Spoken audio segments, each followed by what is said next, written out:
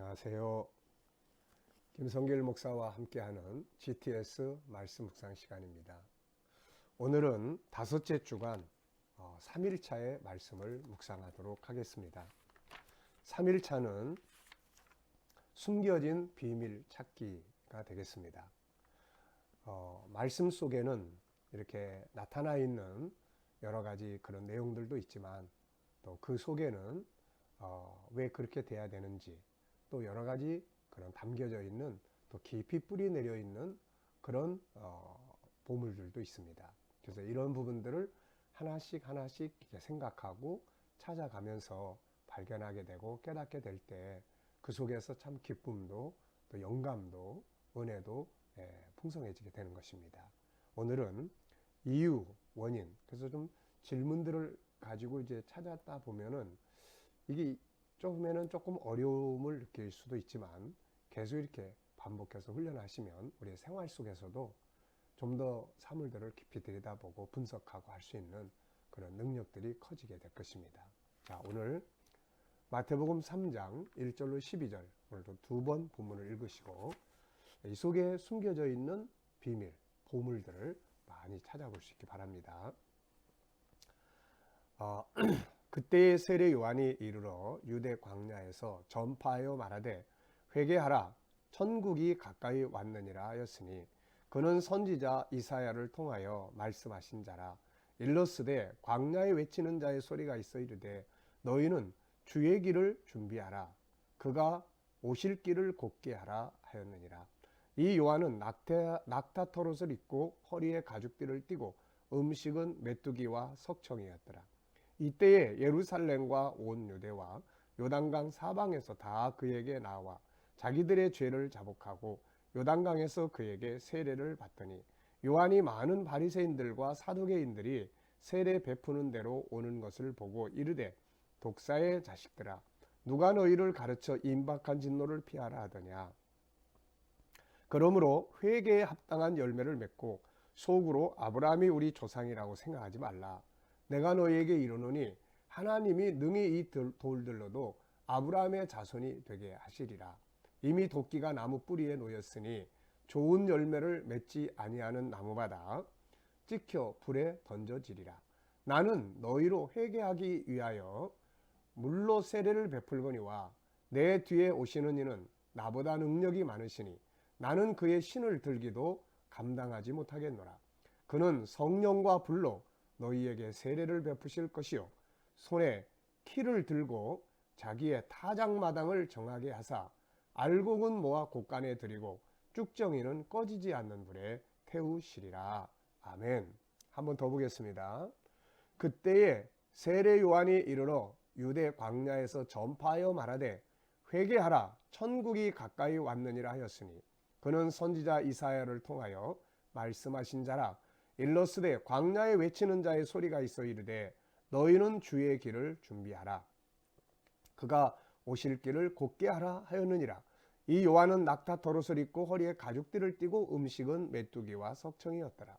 이때에 예루살렘과 온 유대와 요단강 사방에서 다 그에게 나와 자기들의 죄를 자복하고 요단강에서 그에게 세례를 받더니 요한이 많은 바리새인들과 사두개인들이 세례 베푸는 대로 오는 것을 보고 이르되 독사의 자식들아 누가 너희를 가르쳐 임박한 진노를 피하라 하더냐. 그러므로 회개에 합당한 열매를 맺고 속으로 아브라함이 우리 조상이라고 생각하지 말라.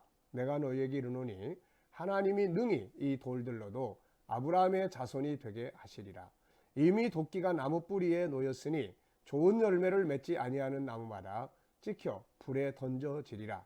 나는 너희로 회개하게 하기 위하여 물로 세례를 베풀거니와 내 뒤에 오시는 이는 나보다 능력이 많으시니 나는 그의 신을 들기도 감당하지 못하겠노라.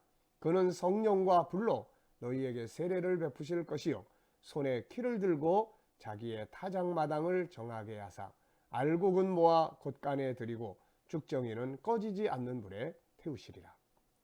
자, 우리가 말씀을 읽을 때는 하나는 눈으로 읽으시고 또 하나는 입으로 읽으시고 그 다음에 또 하나는 생각으로 읽으셔야 합니다.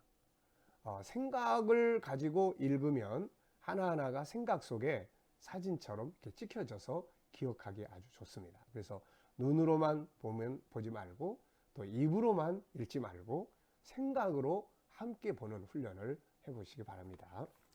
자, 첫 번째 질문입니다. 세례 요한은 유다 광야에서 외쳤습니다. 예루살렘 같은 큰 도시가 있는데 왜 도시로 가지 않고 허벌판인 광야에 가서 그는 외쳤을까요? 한번 생각해 보시기 바랍니다. 왜 큰 도시에 가서 수많은 사람이 왕래하는 곳에 가서 외치지 않고 빈 들판과 같은 광야에서 외치고 있었을까? 자, 어떤 생각들이 드시죠? 우린 보통 뭘 하더라도 사람 많은 곳에 찾아가지 않습니까? 근데 세례 요한은 사람 없는 곳에 가서 외치는 자의 소리가 됐고 나중에 사람들이 거기에 이제 오게 된 것이죠. 저는 이렇게 썼습니다. 하나는 예루살렘 사람들이 복음 받아들이기가 너무 강팍해져 있다. 바쁘고 분주하고 물질주의적이고 삶이 풍요하고 그러다 보니까 가서 외쳐도 듣지 않는 이런 것 때문이 아니었을까. 또 하나는 선지자 이사야가 한 예언을 성취시키기 위해서 광야로 가지 않았을까. 또 하나는 필요한 사람이 와서 들어라. 이런 입장에서 외치는 자의 소리가 되지 않았을까. 또 하나는 스스로가 광야를 좋아했기 때문에 그러지 않았을까 하는 생각을 해봅니다. 성경은 광야가 굉장히 많은 연관성들이 있죠. 모세와 광야, 베델에서 이 야곱이 하나님을 만나는 그 체험, 예수님의 광야 시간, 엘리야의 그런 광야, 굉장히 광야와 연관성이 많습니다. 때로는 우리도 이렇게 광야로 나가서 아무도 없는 곳에서 하나님과만 깊은 교통을 이룰 수 있는 그런 시간을 갖는다면 굉장히 큰 도움이 될 수 있죠. 자, 세례 요한은 천국을 외쳤는데 내가 알고 있는 천국 어떤 곳인가? 세례 요한은 천국을 외쳤어요. 그래서 기독교의 본질은 예수님과 천국인데, 자, 우리가 천국에 대해서 얼마나 알고 있는지 한번 여러분들이 알고 있는 천국을 한번 기록해 보시기 바랍니다. 저는 천국의 세 가지의 모습을 써놨는데요. 하나는 셋째 하늘에 있는 천국, 하나는 이 땅에서 내가 사는 동안 말씀 묵상, 성령의 감동 안에서 누리는 천국, 하나는 예수님 재림하실 때 완성돼서 임하는 새하늘과 새 땅, 이렇게 적어봤습니다. 그리고 인류의 꿈이 실현된 곳이다. 네, 그리고 그 완성된 모습을 보여준 것이 계시록 21장, 22장. 한번 외워보시고 늘 묵상해 보시기 바랍니다. 두 번째 질문입니다. 세례 요한은 낙타털옷을 입고 허리에 가죽들을 띠고 음식은 메뚜기와 석청을 먹고 있었는데 세례 요한이 어떤 사람으로 느껴지는가? 우선 세례 요한 딱 보면은 야생적 사람. 그래서 좀 검소하고 그러면서도 열정적이고 아주 단호한 사람, 담대한 사람, 거리낄 것 없이 외치는 그런 검소하면서도 아주 열정적인 리더자, 이런 모습을 생각을 해봅니다. 세 번째, 사람들이 세례를 받기 위해 왔는데 세례란 뭔가? 본래 이 세례라는 말의 뜻은 이렇게 잠그다, 그런 뜻이에요. 그래서 물속에 담그니까 옛사람은 죽고 다시 올라올 때 새 사람으로 태어나는 것이죠. 그래서 세례는 옛사람은 죽고 새 사람으로 다시 태어나는 것을 말합니다. 그리고 물세례와 성령세례가 있죠.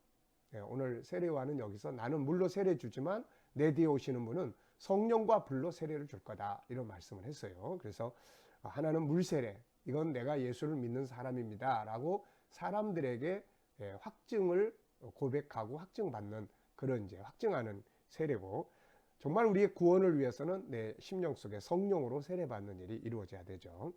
자, 네 번째입니다. 세례 요한은 오는 사람들이 열매를 맺으라고 외쳤습니다. 신앙생활하면 열매 맺어야죠. 자, 어떻습니까? 신앙생활을 오래 했는데 사람 참 많이 변화됐어요, 이런 말을 좀 들어보셨나요? 아니면 아니 믿더니 더 나빠졌어, 이런 말 들어보셨나요?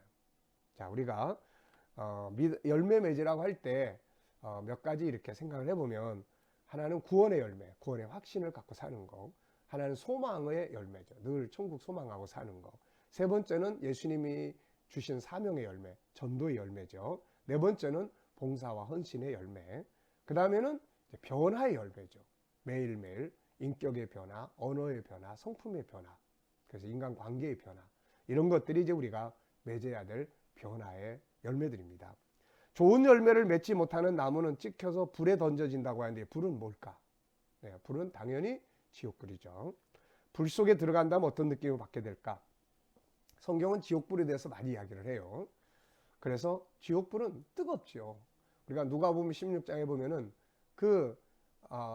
이 부자와 나사로 이야기해서 부자는 지옥으로 가잖아요. 근데 그 지옥에 가서 부자가 내가 이 불 속에서 고통스럽다고 이야기를 하는 것을 볼 수 있습니다. 당연히 불 속에 들어가서 고통스럽죠. 우리가 예수 믿는 것은 이 불 속에 들어가지 않기 위한 것이고, 이 땅에 와서 예수 믿고 불 속에 들어가지 않고 천국에 들어가는 것이 가장 위대한 성공이 되는 것입니다. 자, 세례 요한에게 책망과 함께 열매를 맺으라는 말을 들은 사람들은 가서 어떻게 했을까? 세례 요한이 말로만 믿지 말고 회개했으면 가서 열매 맺어라, 이런 말을 했는데, 이걸 들은 사람들이 가서 어떻게 했을 것 같습니까? 저는 이렇게 적어봤어요.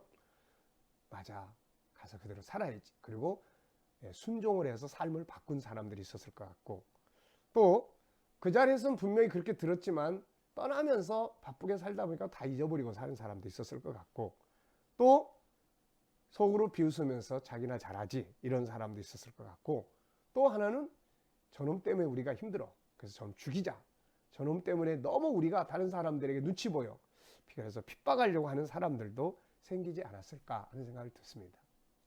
하나님 말씀을 들을 때 우리 어떤 자세로 듣죠? 금방 잊어버립니까? 반항적입니까? 오히려 비난합니까? 아니면 순종합니까?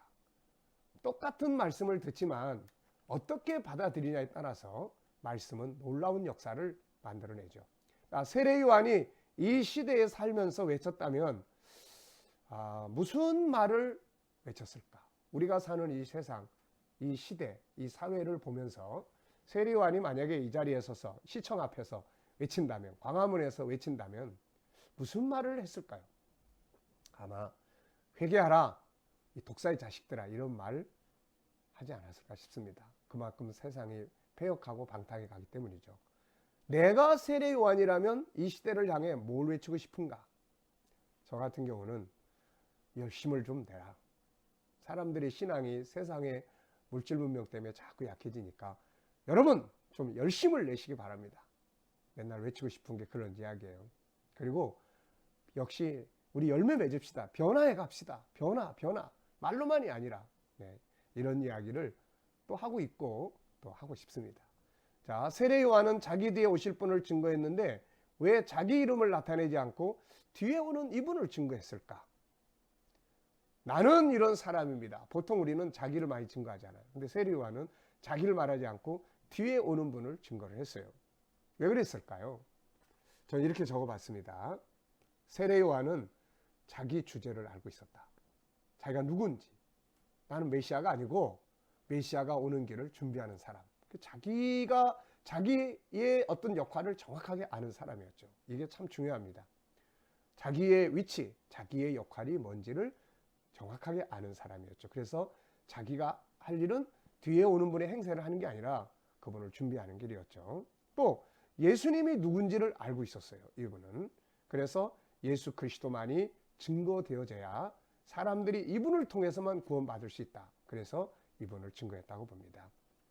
오늘도 우리가 살아가면서 우리의 삶 속에서 많은 이야기들을 하게 될 거예요. 그 속에서 우리도 나를 증거하기보다는 그분이 도우셨습니다. 난 그분 때문에 행복합니다. 그분을 말하고 증거하는 그런 시간들이 됐으면 합니다. 6번째, 하나님께서 세례 요한을 통해서 이 일을 하게 하시는 이유는 무엇이라고 생각하는가? 많은 사람들이 있었지만 왜 하필이면 세례 요한을 통해서 예수를 증거하게 하셨을까? 저는 이런 생각이 들어요. 많은 사람들이 있었지만 세례 요한이 그 일을 할 만한 준비된 사람이었을 것이다 라는 생각이 듭니다. 오늘도 하나님이 사람을 찾고 계세요. 하나님의 뜻을 이루기 위해서. 그럴 때 쓰임 받을 수 있는 사람은 준비된 사람입니다. 우리가 하나님 앞에 귀하게 쓰임 받기 위해서 늘 자기를 준비하는 이런 삶을 만들어 가보시기 바랍니다. 오늘 우리가 읽은 이 3장 1절부터 12절까지의 말씀 속에서 가장 중요한 특징들이 뭐라고 생각하십니까? 역시 천국과 그 다음에 예수 그리스도. 가장 중요한 특징, 천국과 예수 그리스도. 알곡과 쭉정이, 이런 것들이 아니겠나 싶습니다. 오늘 본문을 정리하면서 느끼는 하나님의 마음은 무엇이며 받은 은혜는 뭔가? 하나님은